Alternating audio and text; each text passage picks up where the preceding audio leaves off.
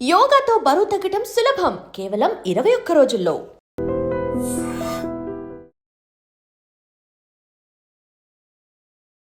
నమస్కారం, నా పేరు డాక్టర్ షగుఫ్తా. నేను న్యాచురోపతి డాక్టర్ని. ఈ ఎసిడిటీ ప్రాబ్లమ్స్ ఎక్కువైపోయాయండి. యాసిడ్ రిఫ్లెక్సెస్ అని, తేన్పులు వస్తున్నాయని, కింద నుంచి గ్యాస్ రిలీజ్ అవుతుందని, విపరీతమైన ఛాతీ దగ్గర మంట ఉందని చెప్పేసి, అండ్ విపరీతమైన హెవీనెస్ ఉందని చెప్పేసి రకరకాల సమస్యలు. అది కూడా ఈ మధ్యకాలంలో యంగ్స్టర్స్ ఎక్కువ కంప్లైంట్ చేస్తున్నారు. లైక్ 30 to 35 ఇయర్స్ వాళ్ళలో 80% పిల్లలు ఈ ప్రాబ్లమ్స్ అధికంగా ఉన్నాయి.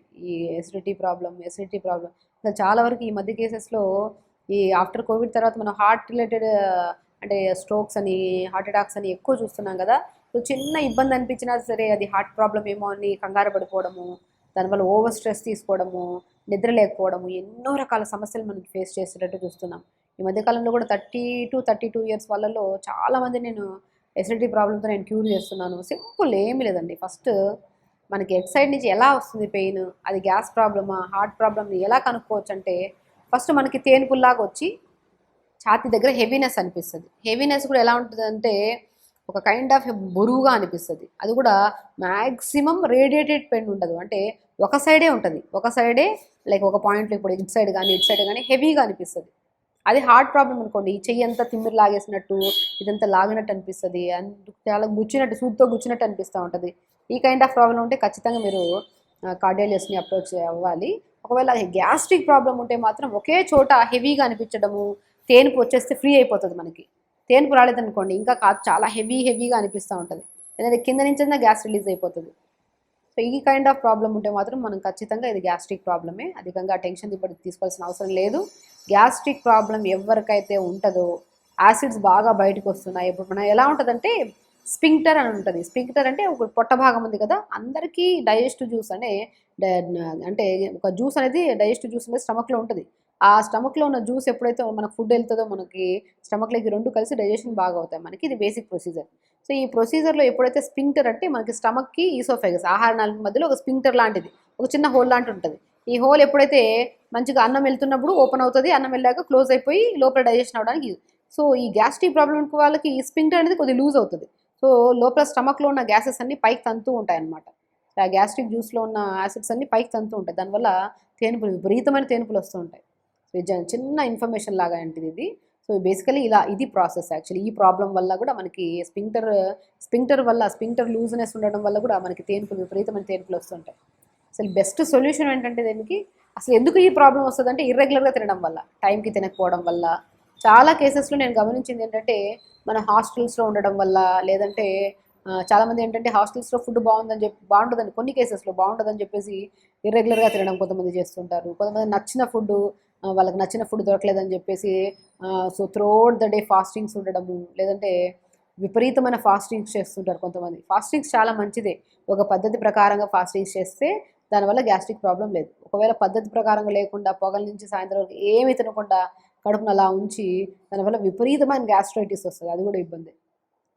సో కాబట్టి రీజన్స్ ఏమున్నాయి, మనం ఇర్రెగ్యులర్గా తినడం వల్ల, లేదనుకుంటే ఏమీ తినకుండా ఫాస్టింగ్స్ చేయడం వల్ల వచ్చే గ్యాస్ట్రిక్ ప్రాబ్లం కానీ, కొంతమంది ఈ ఇర్రెగ్యులర్గా తినడం వల్ల, లేదంటే ఎక్కువ కాఫీలు టీలు తాగడం వల్ల, ఎక్కువ లెమన్ అంటే పులుపు బాగా తీసుకోవడం వల్ల, కొన్ని కేసెస్లో దీనివల్ల కూడా యాసిడిటీ ప్రాబ్లం ఎక్కువగా అయ్యే ఛాన్సెస్ ఉంటాయి. కాబట్టి బెస్ట్ సొల్యూషన్ ఏంటంటే తేన్పులు వచ్చే వాళ్ళు కానీ, హెవీనెస్ ఉన్న వాళ్ళు కానీ, విపరీతమైన గ్యాస్ కింద నుంచి రిలీజ్ అయ్యే వాళ్ళకి కానీ బెస్ట్ రెమెడీ ఏంటంటే ఒక 250 ml వాటర్లో ఒక పావు స్పూన్ జీలకర్ర, 20 ఆకులు పుదీనా వేసుకొని లైట్గా మరిగించి ఫిల్టర్ చేసుకొని తాగండి. ఇలా పొద్దున్నే ఒకసారి, మధ్యాహ్నం ఒకసారి, సాయంత్రం ఒకసారి, ప్రతిరోజు అప్ టు 1 వీక్ వరకు చేయండి. 100% చెప్తున్నాను, గ్యాస్ట్రిక్ ప్రాబ్లం 100% తగ్గిపోద్ది. కంప్లీట్గా తగ్గి యాసిడ్స్ కూడా చాలా వరకు కంట్రోల్ అవుతాయి మనకి, యాసిడ్ రిఫ్లెక్సెస్. అండ్ జీరా పుదీనా వాటర్ తాగడమే కాకుండా కొన్ని అవాయిడ్ చేయాల్సి వస్తుంది. మనం ఎక్కువగా పల్లీలు తింటూ ఉంటారు, గ్యాస్ట్రిక్ ప్రాబ్లం ఉండే వాళ్ళు పల్లీలు తినడం అవాయిడ్ చేయాలి, పులుపులు తినడం అవాయిడ్ చేయాలి కొన్ని రోజుల వరకు అండి. సమస్య కొన్ని రోజులు కంప్లీట్గా తగ్గిపోయిన తర్వాత మనం కొద్ది తిన్నా ఇబ్బంది ఉండదు. కానీ ఇబ్బంది ఉన్నప్పుడు ఇవి తింటున్నాం అనుకోండి, ఇంకా విపరీతంగా అయిపోయి అది it leads to so many పెద్ద కంప్లైంట్ అయితే కన్వర్ట్ అయ్యే ఛాన్సెస్ ఉంటాయి. కాబట్టి పులుపులు కొద్దిగా అవాయిడ్ చేయండి. అండ్ వెరీ ఇంపార్టెంట్, పల్లీలు కొద్దిగా తినడం అవాయిడ్ చేయండి. టీ కాఫీలు తాగుతుంటే అది కొద్దిగా కంట్రోల్ చేసుకోండి. అండ్ వెరీ ఇంపార్టెంట్, పచ్చిమిర్చి లోపల విత్తనాలు ఉంటాయి కదా కూరల్లో, ఆ పచ్చిమిర్చి లోపల విత్తనాలు కూడా తీసేసి ఉండాలి. లేదంటే కొన్ని రోజులు పచ్చిమిర్చి కూడా వాడడం ఆపేసేయండి. కొద్దిగా కంప్లీట్గా హెల్దీ ఫుడ్ అప్పటికప్పుడే ఫ్రెష్గా ప్రిపేర్ చేసి ఎక్కువగా స్పైసీనెస్ ఉండద్దు, పులుపు ఉండద్దు.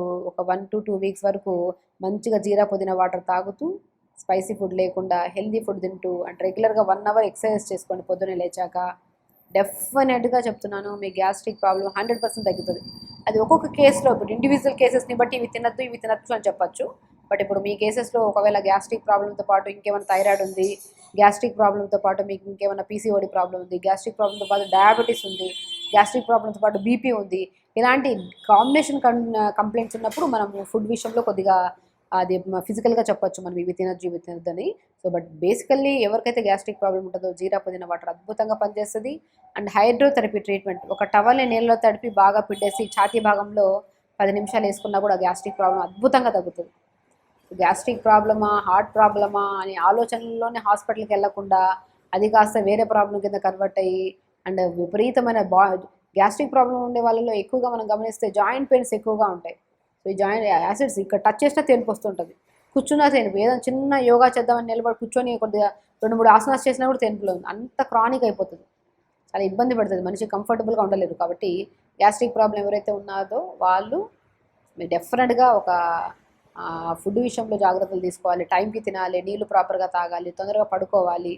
ఇవన్నీ చేస్తే గ్యాస్ట్రిక్ ప్రాబ్లం ఉండదు. ఇప్పుడు చెప్పిన మనం ప్రతి చిన్న సూచనలు కూడా చేసి గ్యాస్ట్రిక్ ప్రాబ్లం తగ్గించుకోండి, హెల్తీగా ఉండండి, హ్యాపీగా ఉండండి. నమస్కారం. And for more videos, Please subscribe to iDream. Please subscribe to iDream. Please subscribe iDreams. And please subscribe to iDream. For more videos, subscribe to iDream. please like, share and subscribe to the channel. Congratulations, iDream. Subscribe to iDream. Subscribe to iDream. So subscribe to iDream Media. iDream ki iDream team అందరికి huge congratulations. Please subscribe iDream Media. Please subscribe to iDream. Subscribe iDream. Please subscribe to iDream. iDream అంటే నా కళల channel subscribe చేసుకున్న నోరు తిరుగుతలేదు, మీరైతే గంట గుర్తు కొట్టండి. For more such videos, please subscribe to iDream. Subscribe to iDream. Please subscribe to iDream. Please subscribe iDream Media. Please do subscribe to iDream. Please subscribe to iDream Media. For best entertainment and information, please subscribe iDream. And don't forget to subscribe to iDream.